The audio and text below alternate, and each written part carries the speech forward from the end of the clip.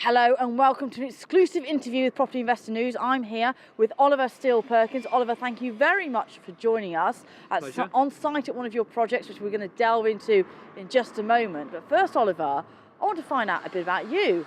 Now, you very much come from the project management area of property development. So tell me a bit about your background, how you got started in property. Yeah, no problem. So I was lucky enough to kind of be born into property. My father was a surveyor. And he did some property development, so from a very early age I was getting to see building sites. I then went off to university and I studied HND in building studies and then did a construction management degree. So from there it kind of led me into the property world, and I started working. I worked for an agency in Oxford and then in London, and that was a period where I was actually working as a property manager. So I was looking after a portfolio of residential property, which I was helping not only just with the management, but that progressed into preparing projects for building work. So I became a project manager, and during that period I was working with maybe 3 or 4 different teams of builders, preparing projects for the building work and then managing the actual process of the build, and then the properties were either going back into the rental portfolio, which I'd then manage again, or they were being put into the sales office and then being sold on. So that's very quickly my kind of background into where I've got to today. So how did you make the leap from working for another company using the same skill set to making the leap into starting your own project management company?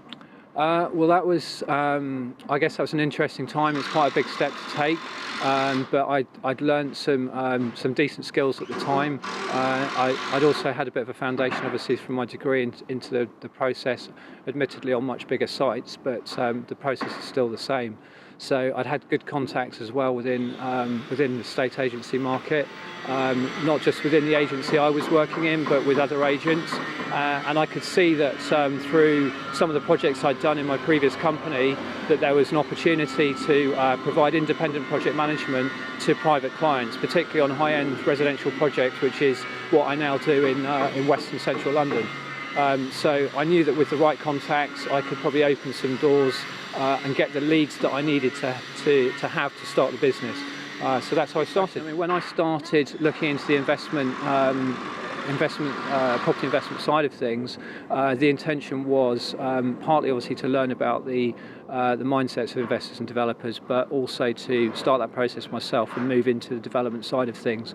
Having gone through that education, which I did on Simon Zutchi's mastermind program, invaluable experience for lots of different reasons, but it's actually the biggest learning for me has been focusing on one thing to become very successful at that. And because my skill set's in project management, and I've seen new opportunities, as I said, to work with developers, I'm focusing very much on that. And tell us about what's sort of next for your company and for you personally.